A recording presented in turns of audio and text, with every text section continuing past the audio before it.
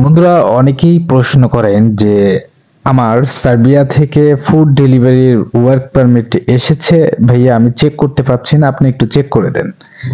বা আদৌ কি ফুড ডেলিভারির ভিসা হয়ে থাকে কিনা এই নিয়ে অনেকেই বলছেন যে ভাই আপনি তো এজেন্সির কাজ করেন, সেক্ষেত্রে আপনার এক্সপিরিয়েন্স থেকে বলেন। তো দর্শক বন্ধুরা, এই বিষয়ে যাদের জানা নেই আজকের ভিডিও তাদের জন্য, আর কিভাবে আসলে মানুষ প্রতারিত হচ্ছে সার্বিয়া ওয়ার্ক পারমিট ভিসা নিয়ে, সে সমস্ত কিছু কিছু উল্লেখযোগ্য বিষয় আজকে তুলে ধরার চেষ্টা করব। তো যারা নতুন দর্শক অবশ্যই চ্যানেলটি সাবস্ক্রাইব করবেন প্রত্যেক দিনের আপডেট মিস না করতে। আর যারা আমার সঙ্গে যোগাযোগ করতে চান, ভিডিও ডেসক্রিপশন বক্সে ফেসবুক পেজের লিংক দেওয়া থাকবে, চাইলে যুক্ত হতে পারেন। তো বন্ধুরা, আলোচনা শুরুতেই বলবো যে অনেকেই কিন্তু বলেন যে আমি ফুড ডেলিভারি ভিসায় যেতে চাই, কিন্তু এজেন্সিদের মূল লক্ষ্য একজন ক্লায়েন্ট যখন আসে তাকে তার চাওয়া পাওয়ার সঙ্গে বিনয়ী করে নিয়ে তার পাসপোর্টটি নেওয়া এবং তাকে নিজের ক্লায়েন্ট বানানো। এগুলো হচ্ছে আপনার এক প্রকার বাটপারি বলা যায়। তো বন্ধুরা, আপনারা নিজেরাই ভাববেন যে ফুড ডেলিভারি ভিসায় এখনো পর্যন্ত কেউ গিয়েছে কি না। হ্যাঁ, ফুড ডেলিভারি কাজ আপনি করতে পারবেন, সেটা আপনি পৌঁছানোর পরে। আরেকটা বিষয় আমি আপনাদেরকে উল্লেখযোগ্য বিষয় বলে রাখি, আমি কিন্তু নিজেও একজনের এই বিষয়ে কাজ করি, অর্থাৎ আপনাদের থেকে একটু হলেও এক্সপিরিয়েন্স আছে এবং বুঝি। আমার দেখা পর্যন্ত এখনো পর্যন্ত সার্বিয়াতে আমি এখনো কাউকে ফুড ডেলিভারি ভিসা দিতেও পারি নাই, আর কাউকে আমি বলিও না যে ফুড ডেলিভারি ভিসা দিতে পারবো। দেখেন, যারা ফুড ডেলিভারি ভিসা আসলেই চান তাদের জন্য একটা ওয়ে আছে, সেটা হচ্ছে আপনাকে পাঠিয়ে আপনার কাজকে কনভার্ট করে ফুড ডেলিভারি কোনো জব ম্যানেজ করে দেয়া। তাই ছাড়া কিন্তু আপনাকে ফুড ডেলিভারি ডিরেক্টলি একটা ভিসা দেওয়া সম্ভব না। কারণ একটা জিনিস আপনাকে বুঝতে হবে যে ফুড ডেলিভারি সাধারণত কোনো বড় মাপের কোনো কোম্পানি হয়ে থাকে না। এই জন্য আসলে যে তাদের কর্মী বাইরে থেকে হায়ার করে নিয়ে আসতে হবে এরকম কিন্তু ক্রাইসিস কোনো কোম্পানির আসে না।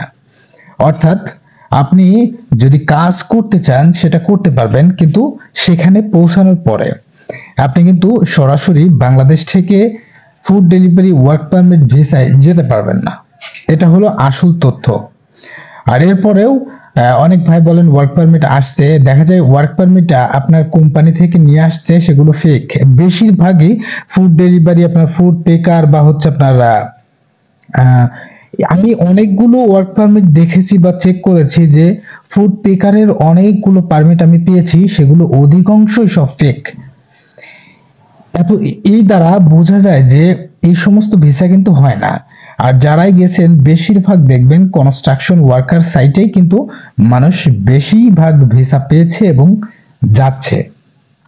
তো বন্ধুরা, একটা জিনিস বুঝতে হবে যে সাধারণত এইসব নর্মাল কোনো কাজে বিদেশিরা আপনাকে নিয়ে যাবে না, কারণ এই সমস্ত লোকের অভাব নেই। ফুড ডেলিভারির কাজ যে কোনো স্টুডেন্ট করতে পারে, যে কোনো যারা বেকার আছে তারা করতে পারে বা পার্ট টাইম হিসাবে করতে পারে। এই বিষয়ে যে বাইরে থেকে আপনাকে হায়ার করে নিতে হবে এরকম কোনো কান্ট্রি আমার আসলে জানা নাই, আপনাদের থাকতে পারে। তো বন্ধুরা, এই জন্য আপনাদেরকে সতর্ক হতে হবে যে এই সমস্ত কাজে আপনারা টাকা পয়সা জমা দিবেন না এবং এইসব কাজে যাওয়ার চেষ্টা করবেন না। এসবগুলো যদি আপনার একান্ত ইচ্ছা থাকে তা আপনি যাওয়ার পরে নিজেই চেঞ্জ করতে পারবেন এবং নিজেই সবকিছু করে নিতে পারবেন।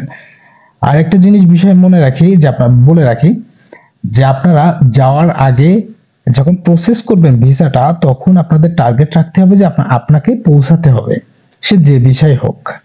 আপনি যে কিন্তু যে কোনো কান্ট্রিতে, পৃথিবীর যে কোনো কান্ট্রিতে আপনি কাজ চেঞ্জ করতে পারবেন, সেটা অর্থের বিনিময় হোক বা যোগাযোগের বিনিময় হোক বা আপনি নিজের অ্যাবিলিটি অনুযায়ী আপনি কিন্তু যে কোনো কাজ ম্যানেজ করতে পারবেন। অনেকে আছে কিন্তু ইতালি, ফ্রান্স, স্পেন এসবগুলোই কিন্তু এই ফুড ডেলিভারি বা উবারের কাজ করে থাকে, তারা প্রায় 2 লক্ষ 3 লক্ষ টাকা পর্যন্ত ইনকাম করে থাকে। এগুলো কি আসলে সরাসরি ফুড ডেলিভারি ভিসা কি কেউ যেতে পারছে? এরকম যদি কেউ বলতে পারেন তাহলে আমি কি বলবো, আমার আর কোনো কিছু বলার নাই। খুবই ভালো, আমি সবকিছু ফেক বলতেছি আর সবকিছু ঠিক আছে আপনাদের গুলা। তো আমি জাস্ট আপনাদের ভিউয়ার্স হিসেবে আমি আমার ব্যক্তিগত এক্সপিরিয়েন্স থেকে বলি যে এই সমস্ত ভিসা কিন্তু সার্বিয়া থেকে হয় না।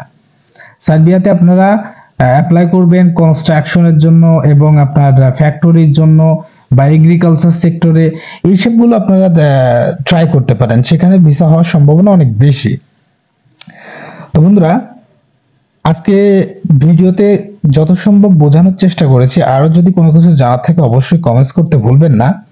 আর যদি আমার কোনো ভুল ত্রুটি হয়ে থাকে অবশ্যই ক্ষমা দৃষ্টিতে রাখবেন। ভুল বলতে মানুষের আছে, কিন্তু আমার এক্সপিরিয়েন্স থেকে আমি আরো অনেক মানুষের সঙ্গে কথাবার্তা বলে আমি দেখেছি এই সমস্ত ভিসা হয় না। ধন্যবাদ।